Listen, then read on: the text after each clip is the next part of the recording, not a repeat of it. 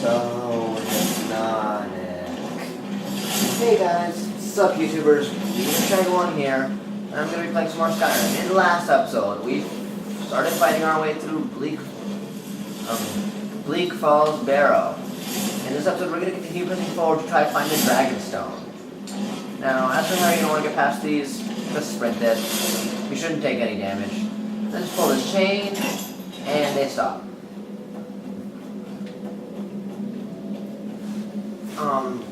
So there are going to be more jobs to fight up here. Nothing really super interesting.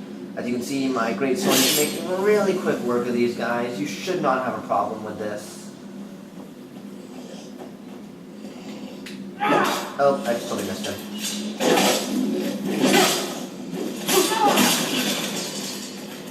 Also, as you can see, there is some liquid on the floor. You go ahead and hit a lamp, or if you put fire on the liquid, it explodes. It's kind of like gasoline. So, if you find yourself in trouble, you can do that. Notice that the fire does hurt you too, so be careful with it.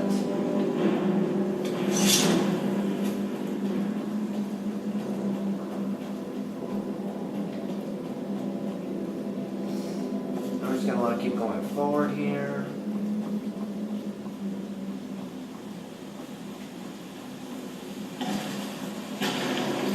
Joggers, nothing special.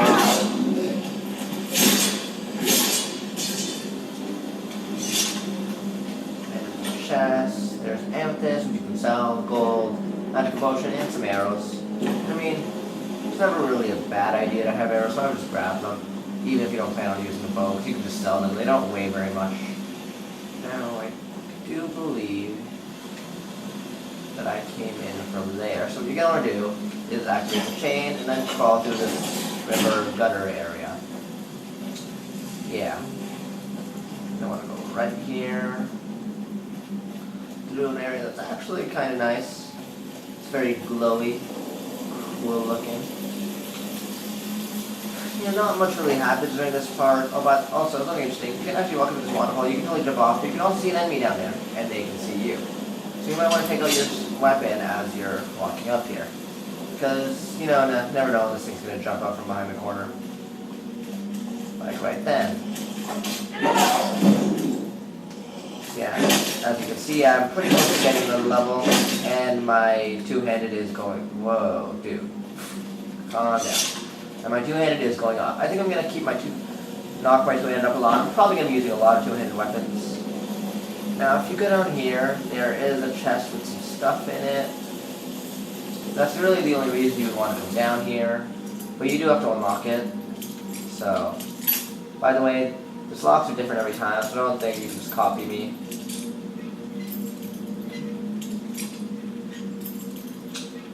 Really? There we are. Alright, there's some gold and some other armor, which I'm not going to take. Just letting you guys know, if your inventory gets too full, you will not be able to hold anymore, and you will be too heavy, which means you will walk incredibly slowly. So be careful what you do and don't take. As for what you do with stuff you have, I'll get to that later. If you don't want to throw it away, I'll get to that later. Because that is not going to be... We're not going to have an option to deal with that for quite a while, actually. This is a restless drafter. They are more powerful than normal drafters, and as you can see, he does have a great sword. And oh, jeez, he got a critical. That's not good, because I don't know how far back I saved.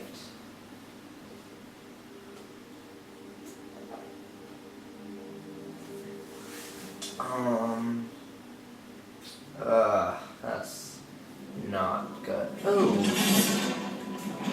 Well, I guess this isn't super far back, but I'm going to try not to die again. But let's actually go to our magic here. Let's go to our powers. As you can see, there is Adrenaline Rush. Okay. Basically, every class has a power. That's probably not a good way to explain it.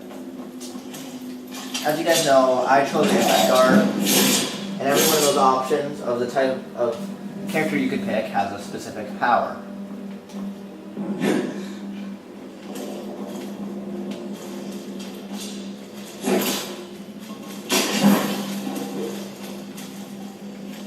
the wrong one. Oh, I knocked it over. Okay. I am dying right now because I messed up that lamp trick. So I'm gonna kind of run away for a little bit. Also, I can remove my items, potions, use a potion minor healing.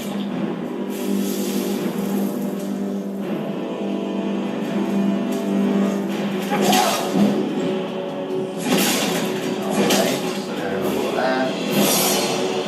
And I'm now level 4, so let's go increase my health once more. And that puts me right back to full health. I generally increase my health because I just like having more health than anything else, really. I'm not very much of a magic fighter either. But as we're trekking along here, going through areas we've already seen, what I will talk about is that the end of this dungeon, the powers. Every specific thing has power. My power is Adrenaline Rush, which means your stamina regenerates faster for 20 seconds. This can be incredibly useful for having heavy weapons, as you can just start knocking out, or having a shield, as you can start using shield bashes and power attacks over and over and over again because your stamina will regenerate super quickly. So that is not a terrible idea.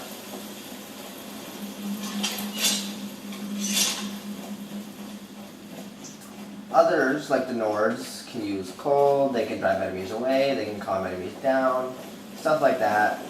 Some people have night vision.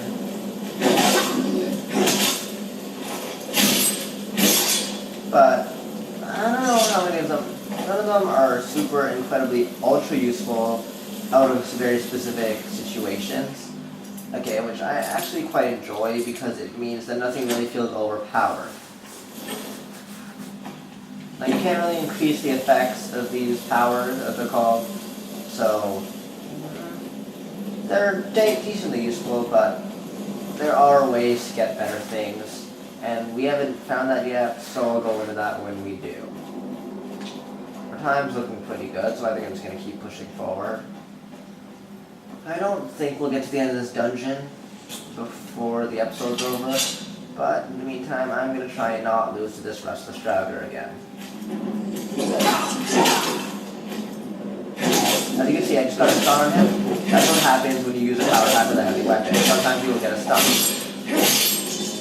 Okay, and I made pretty quick work of it this time. Ancient Nord's Greatsword is actually better than mine. Wait, let me just grab the gold. Let's see. 19, 18, 35. Where area is mine is 17, 16, 15. 2 weight for a few more damage. Not really important, so I think I'm just going to stick with the Iron Greatsword. I don't really like the way the other one looks. Now, just letting you guys know something. Look how little of the sword you can actually see in your frame of view. Just like to point that out. And my health is probably going to take a while to recharge. Let's see if I have any food that can speed that up a little bit. Nothing really.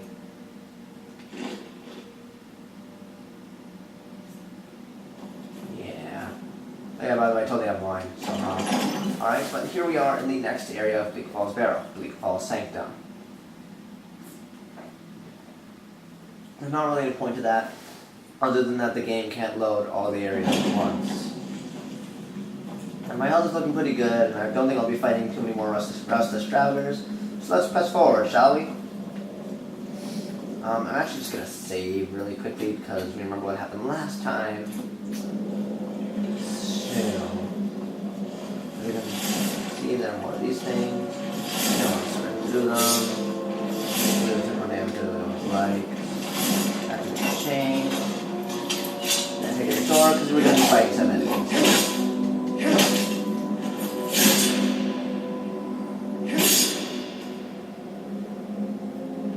There's that dagger. There are more lamps with that liquid if you want. I don't think I'm going to need them. Dagger's are doing much more damage than I would have liked, though. That guy is really close to killing me. I do believe that somewhere around here there's a dagger with a bow. I'm not 100% sure about that because there's nothing appearing on my compass. This is kind of the problem with early game. You spend a lot of time sitting and regenerating health. But I do believe that there's no one here, so I guess we'll press forward in the meantime. It's really dark here, and having a torch is kind of useful, but I have a two-handed weapon, so we don't have torches. I vaguely remember fighting someone atop this bridge.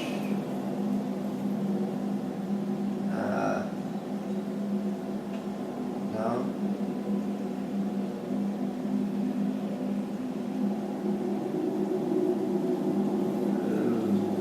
I guess not. I think my health's pretty good, so I'm gonna press forward. It's got a really chilly feeling, you know? So, here we are.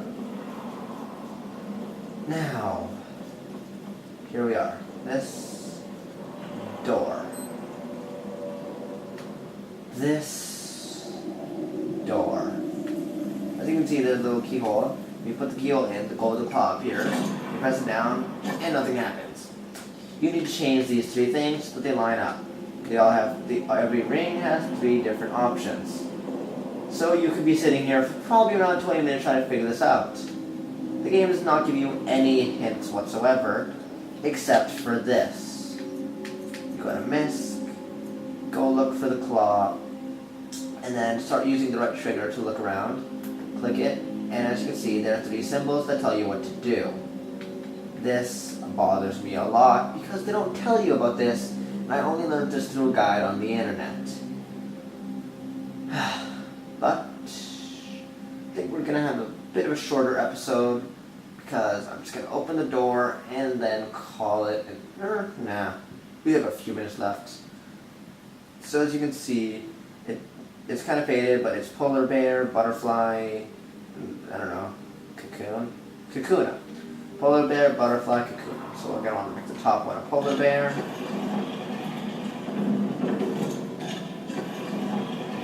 Butterfly,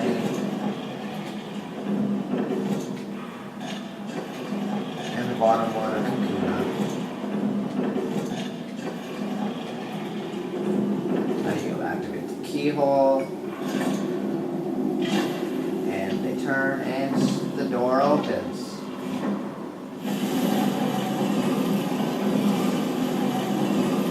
Let us charge into battle.